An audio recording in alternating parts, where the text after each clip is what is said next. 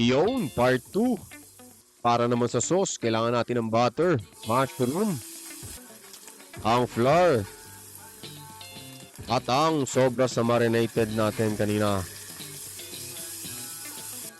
At tubig, syempre, kung gaano karami ang gusto mo sauce.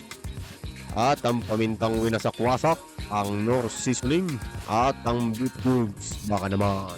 Garlic powder, ang toyo, at ang kapit sa rep, gamitin na yan kaysa masira, sayang naman. Haluin mo na maigi hanggang sa makuha mo ang gusto mo sa buhay mo, aray ko. At dahil nakalimutan ko isama ang sibuyas na puti, ginis sa kauli. Haluin mo na maigi, ganyan, magpasikat kang hayop ka. Tapos plating, ayan, at nagutom na naman ang nag-edit sa madaling araw, ayan, lagyan mo ng sauce. Siyempre, ang garlic, talaga namang pagkasarap ay. At ang nag-iisang siling labuyo.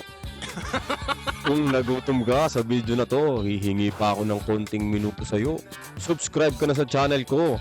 Maabot lang natin ang 1,000, gagawa pa tayo ng mas quality pa dito.